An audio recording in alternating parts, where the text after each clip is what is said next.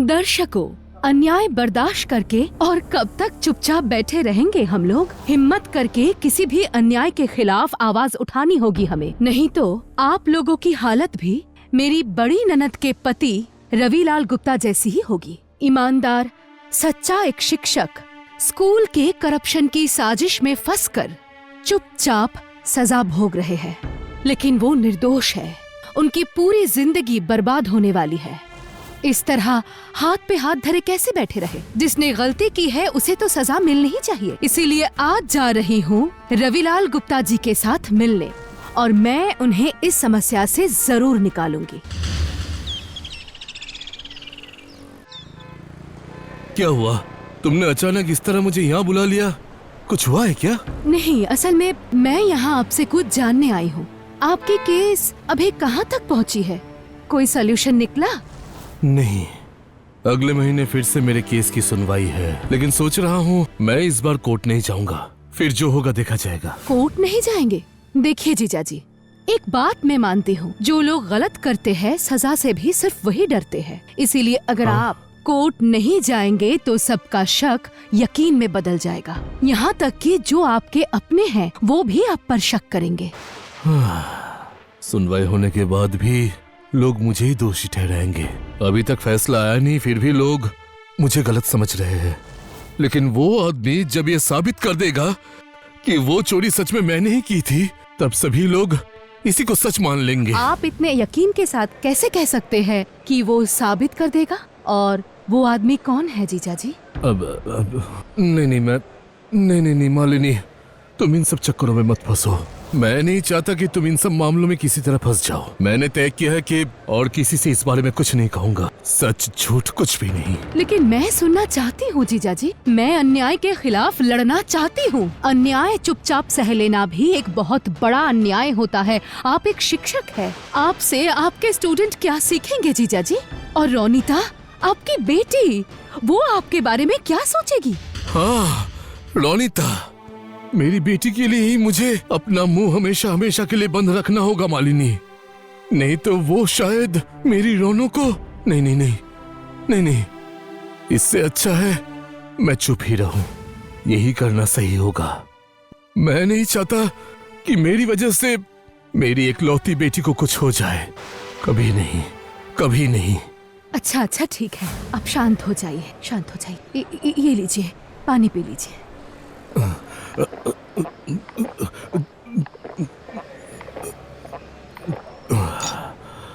अब अपना दिमाग शांत करके मुझे सब कुछ बताइए। मैं आपसे वादा करती हूँ, रोनिता या आपके परिवार के साथ मैं कुछ गलत होने नहीं दूंगी। लेकिन उस आदमी ने अगर तुम्हारे साथ कुछ गलत किया तो मालिनी? मैं नहीं जानती आप मुझे कितना पहचानते हैं, लेकिन मैं कोई भी काम जल्दबाजी में या एक्साइटेड होकर नहीं करती।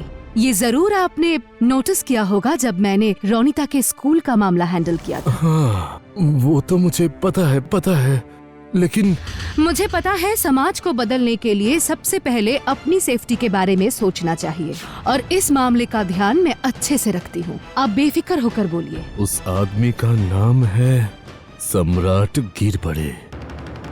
हमारे स्कूल के फिजिक्स टीचर है, बहुत दिन से पढ़ा रहे हैं। सीनियर मोस्ट टीचर है वो। स्कूल में लगभग सभी को पता है कि वो एक कोचिंग सेंटर चलाते हैं। फिर भी उन्हें कभी किसी ने कुछ नहीं कहा। मुझे ये बिल्कुल पसंद नहीं कि स्कूल का काम घर लेके जाऊं।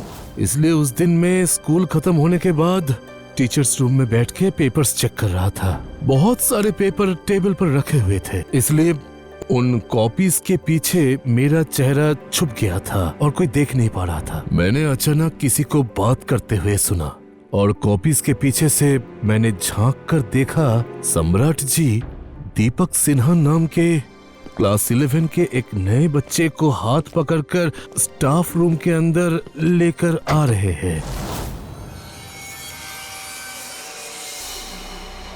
ये क्या, सम्राट जी अभी तक घर नहीं गए? वो तो हमेशा लास्ट 2 पीरियड से पहले घर चले जाते हैं। और ये लड़का, हाँ दीपक ही है। ये क्लास 11 में नया भर्ती हुआ है। वो यहाँ पे क्या कर रहा है? क्या तुम्हारे दिमाग में भूसा भरा हुआ है दीपक? वो असल में सर पापा ने कहा था कि पापा ने कहा था? पापा ने क्या कहा था? मैंने जो तुम्हें गैर कानूनी तरीके से एडमिशन करवाया था उसके पैसे देने के लिए, और वो भी सबके सामने। इसीलिए तुम्हारे पापा ने मुझे 2 लाख देके तुम्हारा एडमिशन करवाया है। तुम्हें पता है कितने स्टूडेंट्स पैसे लेके खड़े हैं लाइन पे? पापा को बोलो और 50,000 भेजने के लिए। सम्राट जी, दीपक को ये सब क्या कह रहे हैं? उन्होंने रिश्वत लेकर इलीगली स्टूडेंट्स की एडमिशन करवाते हैं। सॉरी सर, गलती हो गई है मुझसे। Sorry sir? मुझे तो तुम्हारे पापा को देखकर सॉरी फील होता है। तुम्हारे जैसे एक बेवकूफ को वो साइंस पढ़ाने के बारे में सोच भी कैसे सकते हैं? मैं मन लगा के पढ़ाई कर रहा हूँ सर। क्या क्या क्या पढ़ रहे हो? और उससे फायदा भी क्या होगा? क्लास में फर्स्ट आएगा। सुनो, वो सब पढ़ाई लिखाई तुम जैसे लड़कों के लिए नहीं है। तुम्हारी किस्मत अच्छी है कि तुम्हारे बाप के पास पैसा था। उन पैसों से ही तो सब मैनेज हो जाएगा। मैं तो सर अपने दम पर पढ़ाई करके पास होना चाहता हूँ सर। अरे अपना ये रोना बंद करो। सब अगर पढ़ाई लिखाई करे तो मेरा एक्स्ट्रा इनकम कैसे होगा? और अगर फिजिक्स में पास करना हो, मेरे पास प्राइवेट ट्यूशन लेना बंद मत करना। समझ में आया? बेवकूफ कहीं का। सम्राट जी, ये क्या रविलाल बाबू, आप और यहाँ? मैं बहुत देर से स्टाफ रूम में ही बैठा हूँ, लेकिन स्कूल खत्म होने के बाद आपको इस तरह से ऐसा घिनौना एक काम करते हुए देखूंगा, ये मैंने सोचा नहीं था। रविलाल बाबू, शायद आप भूल रहे हैं कि मैं इस स्कूल का एक सीनियर मोस्ट टीचर हूँ। मैं कुछ भी भूल नहीं रहा हूँ सम्राट जी, लेकिन उससे सच नहीं बदल जाता। और आप किस तरह के टीचर हैं? एक कमजोर स्टूडेंट जो खुद पढ़ाई करके पास होना चाहता है, उसे मदद करने की जगह आप उसे इस तरह ह्यूमिलेट कर रहे हैं और ऊपर से डिमोटिवेट भी कर रहे हैं। सुनिए रविलाल बाबू, यहाँ कोई फिल्म नहीं चल रही है जो आपकी मोटिवेशनल बातें सुन के कोई भी यूपीएससी क्लियर कर लेगा। जो गधा है वो पूरी जिंदगी गधा ही रहेगा। हर किसी से तो साइंस पढ़ा नहीं जा सकता ना। छी सम्राट जी, छी। आप इतने बड़े टीचर हैं, ये बात सोचकर ही मुझे शर्म आती है। और ऊपर से आपने इसके पापा से 2 लाख रुपए रिश्वत लिया है। ओह, ऐसी बात है। अब मुझे असली बात समझ में आई। पैसों की बात सुन के आपके मुंह में पानी आ गया है ना? ठीक है, अच्छी बात है। इसके बाद से ऐसे बेवकूफ स्टूडेंट्स को आप लाइएगा और एडमिशन की जिम्मेदारी मेरी होगी। डोनेशन के पैसे हम और आप 50-50 बांट लेंगे। समझ में आया? और ऐसी बात है तो कल मैं आपको 50,000 भिजवा दूंगा और बीवी और बेटी के साथ घूम के आइएगा कहीं से, ठीक है? Shut up! मैं कल ही प्रिंसिपल सर के पास रिटन कंप्लेन करूंगा। चलो दीपक। Written complain? उसके बाद आपने प्रिंसिपल को सब कुछ बताया था? मेरी बदकिस्मती, अगले दिन स्कूल पहुंचकर सुना प्रिंसिपल सर 15 दिन की छुट्टी पर गए हैं। उससे क्या होता है? अब दूसरे टीचर्स को बता सकते थे। हाँ बता सकता था, लेकिन उससे पहले ही तो। क्या बात है सम्राट जी, स्टाफ रूम के बजाय आपने मुझे यहाँ पर क्यों बुलाया? दरअसल रवि बाबू, हर बात तो सबके सामने कही नहीं जा सकती है ना? इसीलिए आपको यहाँ बुलवाया है। ठीक है, जो भी कहना है जल्दी कहिए। पता है मुझे ये सब कहना नहीं चाहिए, फिर भी अगर नहीं कहूँगा तो बुरा लगेगा। कल आपकी कही हुई बातें सुनकर पूरी रात मुझे नींद नहीं आई, पता है? बात तो सच है, टीचर होके मैं ऐसे लड़कों के फ्यूचर के साथ खेल रहा हूँ। छी छी छी छी छी, ये तो कोई बिजनेस नहीं है, ये तो काला बाजारी है। छी। लेकिन मैं तो रवि बाबू पहले ऐसा नहीं था, आपको तो पता है। कभी मैं भी आपकी तरह ईमानदार और मेहनती सच्चा टीचर था। बच्चों के भविष्य के बारे में सोचता था। मुझे माफ कर दीजिए रवि बाबू, प्लीज मुझे माफ कर दीजिए। देखिए, मैं कौन होता हूँ आपको माफ करने वाला सम्राट जी? और अगर आपको ऐसा लगता है कि आपके माफी मांगने से मैं सब कुछ भूल जाऊंगा, तो आप बहुत बड़ी गलती कर रहे हैं। क्योंकि आपने जो गलती की है उसके लिए सिर्फ माफी मांगना ही काफी नहीं है। नहीं, बिल्कुल नहीं। मुझे पता है रवि बाबू, आप ये मत सोचिए कि मैं आपको मुझे सजा से बचाने के लिए कह रहा हूँ। कभी नहीं। अगर सजा नहीं मिली तो इतने बड़े पाप का प्रायश्चित करना मेरे लिए संभव नहीं होगा। मुझे पता है ये। आप जरूर मेरे खिलाफ जाके रिटन कंप्लेन कर सकते हैं, लेकिन उससे पहले मैं आपका शुक्रिया अदा करूंगा, क्योंकि आपने मेरी आंखें खोल दी हैं और एक बार फिर मैं आपके आगे हाथ जोड़कर माफी मांगता हूँ।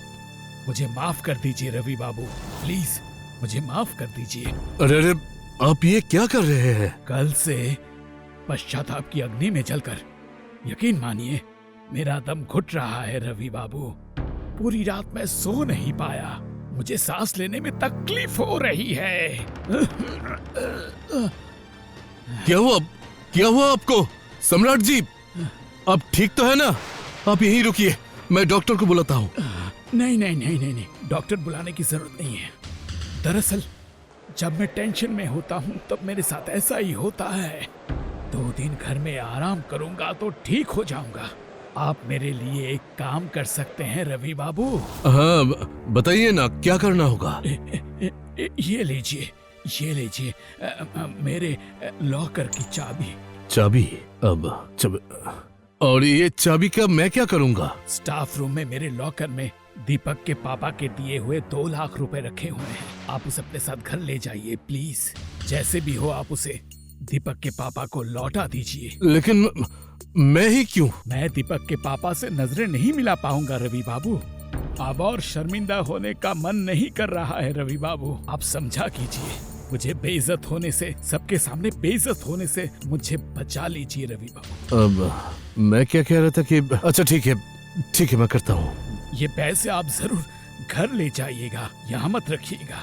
इतने सारे पैसे यहाँ इस तरह से नहीं, मैं अगले मंगलवार को ज्वाइन कर रहा हूँ, ठीक है? मैं अगले मंगलवार को ज्वाइन करता हूँ। चलता हूँ रवि बाबू।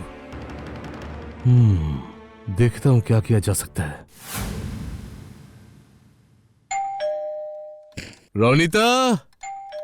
रोनिता देख कौन है। देखती हूँ पापा। कौन आया है? किससे मिलना है आपको? रविलाल गुप्ता हैं। अरे बेटी कौन? आप लोग? क्या बात है? आप ही रविलाल गुप्ता हैं? हाँ, लेकिन आप लोग यहाँ? आपको हमारे साथ पुलिस स्टेशन चलना होगा। आपके खिलाफ स्कूल से पैसे चोरी का इल्जाम लगाया गया है। ये सब आप क्या कह रहे हैं? मैं क्यों चोरी करूंगा भला? मेरे पापा चोरी नहीं कर सकते। हमारे पास सबूत है। हमने सीसीटीवी में देखा है कि आपने सम्राट बाबू के लॉकर खोलकर उस लॉकर में से पैसे निकाले हैं। नहीं, आप लोगों से गलती हो रही है ऑफिसर। मैंने पैसे तो निकाले थे, लेकिन बोलिए आपने वो पैसे क्यों लिए?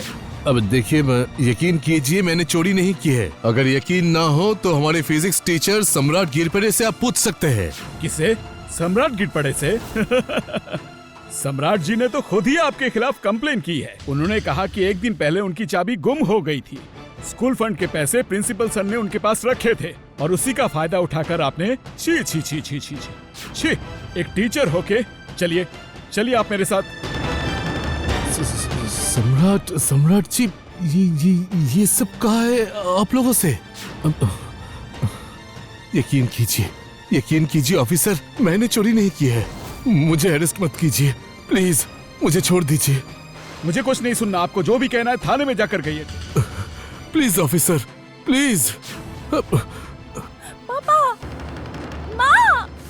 मामला तो काफी गंभीर है, तो फिर आपने वो चाबी देने वाला सीसीटीवी फुटेज क्यों नहीं दिखाया? क्योंकि जिस कमरे में उसने मुझे चाबी दी थी वहां पे कोई सीसीटीवी नहीं है, या फिर अब था, बाद में खराब हो गया। अभी मुझे ठीक से याद नहीं आ रहा।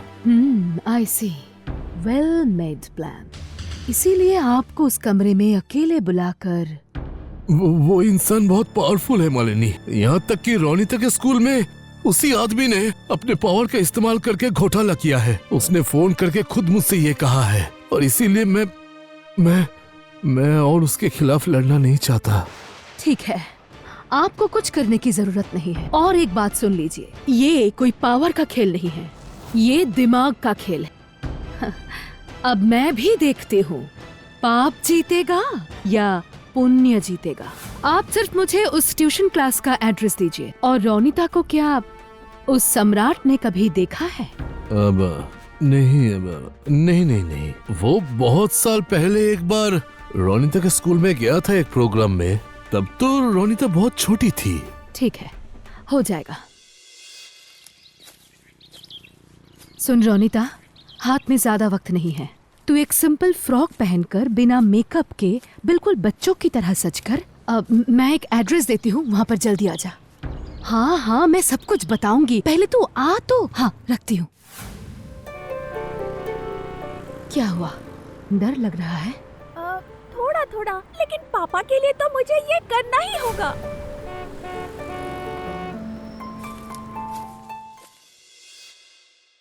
अब बहुत मुश्किल से आपका ये पता हमें मिला। मेरी इस मूर्ख बेटी को आप आपके स्कूल में एडमिशन दिलवा सकते हैं। कहीं साइंस नहीं मिल रहा है इसे, लेकिन मेरी बेटी को तो साइंस ही पढ़नी है।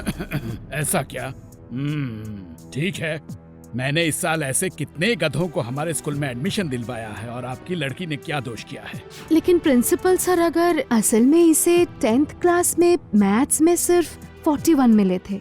अरे छोड़िए, आप इसकी क्या बात कर रहे हैं? मेरे जानकारी में ऐसे भी लड़के हैं जिन्हें ठीक ठाक से 34 भी नहीं मिला है। अरे ये देखिए आ गया, इससे पूछिए। अरे ओ दीपक भाई, मैथ्स में तुम्हें कितने मिले थे बताओ? मतलब सर 32, ग्रेस मार्क्स मिला के 34 और फिजिक्स में 40। अच्छा ठीक है, बताने की जरूरत नहीं है, तुम अंदर जाओ। समझ में आया? हमारे स्कूल में साइंस सेक्शन कौन चलाता है? और आपको क्या लगता है, प्रिंसिपल सर या बाकी के टीचरों को कुछ पता नहीं है? मिठाई तो सबको पसंद है, समझ में आया? तो मुझे कितने किलो मिठाई देनी होगी? अभी फिलहाल कुछ एडवांस देके जाइए। अभी मैं 50,000 दे रही हूँ, एडमिशन के बाद बाकी भी दे दूंगी। प्लीज इस गधी को आप इंसान बना दीजिए। फिर भी आप 1.5-2 लाख का इंतजाम कर लीजिए। सब ठीक ठाक होगा ना? सब कुछ ठीक होगा, फिक्र मत कर। सुनिए ना आंटी रुकिए ना। आप लोग कैसे माता पिता बताइए तो? बच्चों को समय नहीं देते, उन्हें पढ़ाते नहीं है, सिर्फ पैसा है इसीलिए आप लोग सब कुछ मैनेज कर लेते हैं। आप लोगों को शर्म नहीं आती? क्या हर बच्चा साइंस लेके पढ़ सकता है? बिल्कुल चुप। तुम दीपक से ना हो ना? तुम्हारे ही पापा ने 2 लाख रुपए देके उस स्कूल में तुम्हारा एडमिशन करवाया था ना? तो फिर किस मुंह से तुम उन्हें ये सब कह रहे हो? खुद तुम क्यों भर्ती हो गए थे? मैं नहीं चाहता था, वो तो जबरदस्ती उन लोगों ने। जबरदस्ती? तुम स्कूल में भर्ती हो गए और उसके बाद क्या किया? तुम पैसों के बल पर स्कूल में भर्ती हो गए, और मेरे पापा ने तुम्हारी मदद की और फिर भी उन्हें चोर बनाया गया। तुम्हारे पापा? हाँ दीपक, इसके पापा रविलाल गुप्ता है, तुम्हारे स्कूल के सर। और कोई जाने या ना जाने, तुम्हें जरूर पता होगा कि किसने और क्यों उन पर चोरी का इल्जाम लगाया था। उस दिन भी तो तुम सच बताने के लिए आगे नहीं आए। मैं डर गया था आंटी, मैं डर गया था। एक बात याद रखना दीपक, पढ़ाई में सब अच्छे नहीं होते, लेकिन एक अच्छा इंसान बनने की काबिलियत सब में होती है। और जो इस काबिलियत को पहचानता है वो दुनिया में सबसे आगे जाता है। किसी और चीज के लिए ना सही, लेकिन मुझे यकीन है कि तुम्हारी ऑनेस्टी की वजह से तुम्हारे मम्मी पापा, तुम्हारे टीचर्स सब तुम पर बहुत प्राउड फील करेंगे। आज तक किसी ने मुझे ये बात नहीं समझाई है आंटी, लेकिन अब मैं नहीं डरने वाला। रविलाल सर दोषी नहीं है, ये मैं सबको बता दूंगा। बोलना, जरूर बोलना, पर आज नहीं, कल सुबह। अरे ये क्या, आप लोग यहाँ? अभी सम्राट जी है ना? हाँ हूँ। तो क्या प्रॉब्लम है आपको? आप बच्चों को फेल कराने का डर दिखाकर उनसे पैसे निकालते हैं। मतलब ये किसने कहा है आपको? मैंने कहा है। सर ने मुझसे 50,000 रुपए लिए हैं, कहा है अगर पैसे नहीं दूंगा तो मुझे पास नहीं करवाएंगे। अरे झूठ मत बोलना, ये झूठ कह रहा है ऑफिसर, बिल्कुल झूठ कह रहा है। सच है या झूठ ये हमें अभी पता चल जाएगा। ओए, तुम लोग घर की तलाशी अच्छे से लो। इस लड़के ने हमें सारे नोट्स के नंबर तक दे दिए हैं। अगर उस नंबर के सारे नोट्स यहाँ मिल गए तो सब कुछ साफ हो जाएगा। नहीं सर, नहीं, ऐसी कोई बात नहीं। ये झूठ बोल रहा है, मैंने इससे कोई पैसे नहीं लिए।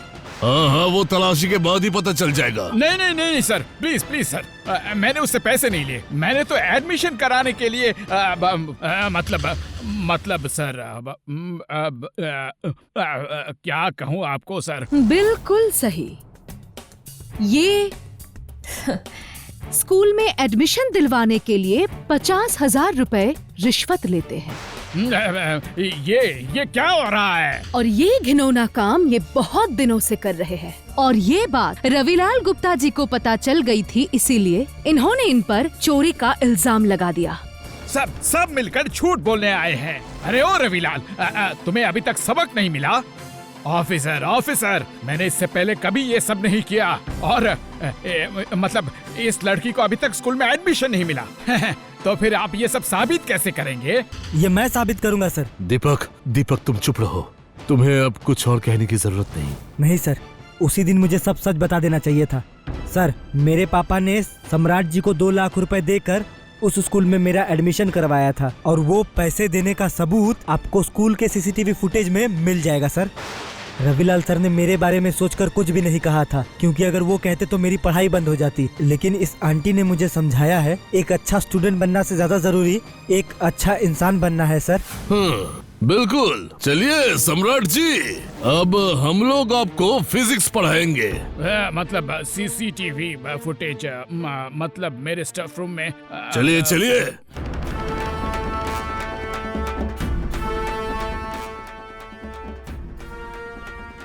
तुम फिक्र मत करो दीपक, मैं तुम्हारी तरफ से प्रिंसिपल सर को समझाने की कोशिश करूंगा, जिससे वो तुम्हें रेस्ट्रिकेट ना करे। नहीं जीजा जी, बल्कि आप प्रिंसिपल से बात करके 1 महीने बाद दीपक के लिए रीएडमिशन टेस्ट का इंतजाम कीजिए। मुझे यकीन है दीपक अपने दम पर स्कूल में एडमिशन लेना चाहता है। यस आंटी, मैं गधा नहीं हूँ। मैं साबित कर दूंगा कि मैं एक इंसान हूँ, एक अच्छा इंसान। दीपक, एक ईमानदार इंसान तुम्हें बनना ही पड़ेगा। लेकिन एक बात हमेशा याद रखना, हमारे समाज में अच्छे इंसान की कमी नहीं है, और सम्राट जी शायद लालच में फंसकर ऐसा घटिया काम किया होगा। ये हमारे समाज का असली चेहरा नहीं है, भूलना मत। सारे शिक्षक ही हमारे समाज की रीढ़ की हड्डी है। मालिनी, ये धन्यवाद कहकर मैं तुम्हें बिल्कुल भी शर्मिंदा नहीं करना चाहता। मैं सिर्फ कहूंगा शाबाश मालिनी।